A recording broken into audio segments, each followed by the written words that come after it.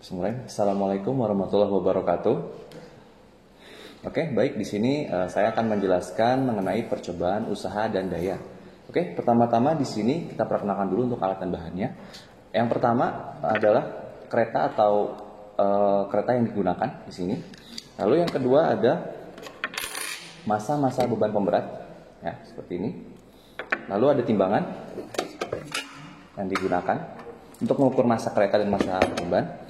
Lalu ada penggaris yang digunakan untuk mengukur panjangnya lintasan dan juga bidang miring yang dilintasi serta busur untuk mengukur berapa sudut dari bidang miring tersebut. Oke, di sini di lembar pengambilan data ya bisa dilihat ada nilai-nilai yang harus ditulis dan dicari. Yang pertama di sini ada alfa. Alfa adalah sudut dari bidang miring yang akan dicari dalam percobaan ini. Alfa di sini sudah kita tentukan yaitu 15 derajat dan juga 25 derajat. Lalu di sini ada M kecil. M kecil adalah massa kereta yang digunakan tadi dengan satuannya masih gram. Lalu di sini ada M besar atau massa beban pemberat yang digunakan untuk menarik kereta ke bawah. Di sini juga menggunakan massa gram. Lalu di sini ada S. S adalah jarak lintasan yang digunakan dari kereta, dan ada T yaitu waktu tempuh dari titik awal sampai titik akhir. Itu. Baik, untuk pertama-tama untuk mencari nilai dari S dan juga T, ya caranya adalah pertama kita tempatkan kereta pada bidang miring di sini, dan di sini sudah kita atur ya dalam sudut 15 derajat di sini. Nah ini, kita atur di sini keretanya masih bisa mundur. Oleh sebab itu kita tambahkan ban penyeimbang. Nah, kita biarkan sampai dia setimbang. Nah, dari sini kita bisa lihat titik awalnya berapa. Kalau untuk lebih jelasnya kita menggunakan penggaris bantuan untuk melihat pasnya di mana. Nah, di sini saya melihat di nilai 11. Sedangkan di titik berhentinya di sini dinilai 92,5. Untuk mengetahui jarak lintasannya, kita harus mengurangi dari nilai akhir atau nilai akhir dari lintasan ini dikurang dari nilai awal, seperti itu. Jadi akan memperoleh nilai sebesar 81,5. Kayak gitu. Berarti nanti ditulis di sini ya, nilai S-nya 81,5. Lalu untuk mencatat waktunya kita memerlukan stopwatch. Tapi karena berhubung untuk stopwatch mekanik itu sulit untuk digunakan, maka kita menggunakan stopwatch digital. Di sini saya menggunakan handphone untuk mengukur waktunya,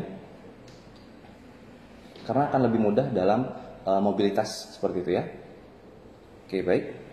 Sudah disiapkan, nanti kita tambahkan massa pemberat. Di sini saya menggunakan 2 massa pemberat. Oke. Kita taruh massa pemberatnya di sini. Usahakan kereta jangan bergerak dari posisi awal. Oke. Saat kita melepas, maka kita akan memencet stopwatch secara bersamaan. Dan ketika sudah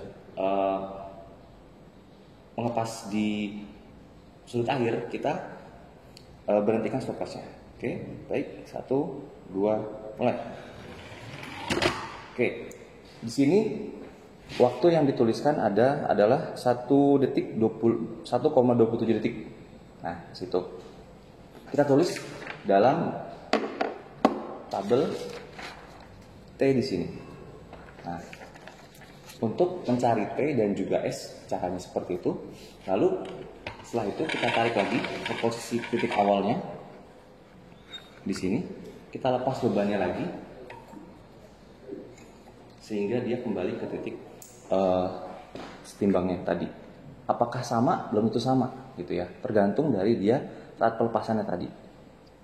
Nah, bisa dilihat di sini sudah ada perubahan sedikit. Itu 11,5. Nah, di sini ada perubahan, akan ada perubahan jarak di situ.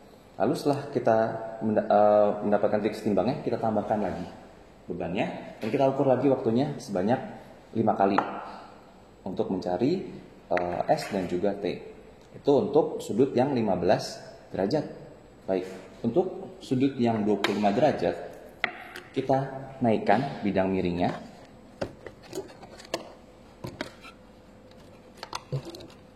Setinggi tersebut. Oke, di sini. Oke, baik.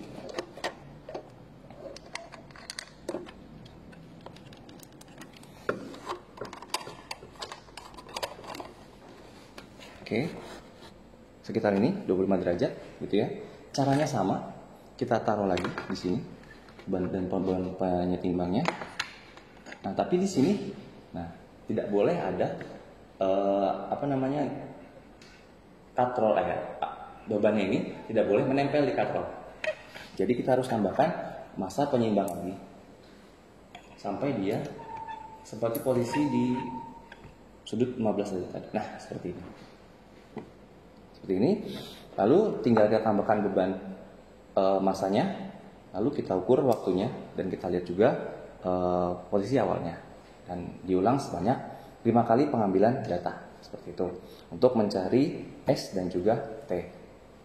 Oke, sekarang kita masuk ke bagian untuk mengukur massa dari kereta dan juga massa dari beban yang telah digunakan seperti itu. Oke.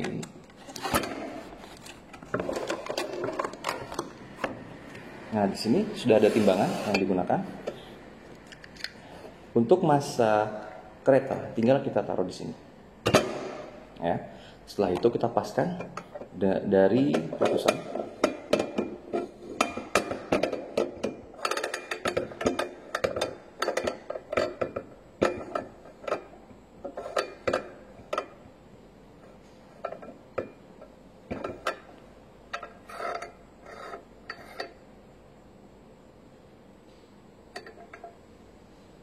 Oke, baik. Di sini sudah setimbang. Nilainya yang terlihat di sini ada 217,8.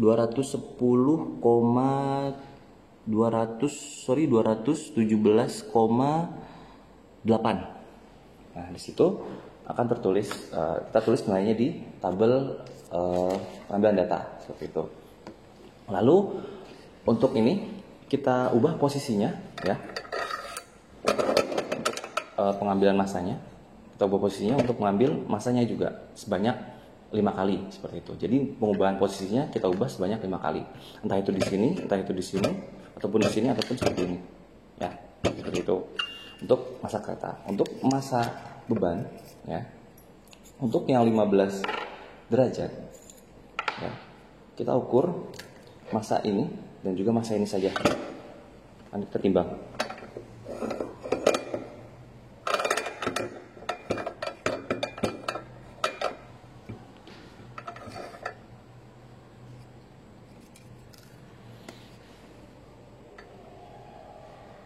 Oke, sudah di sini tertulis 115,8.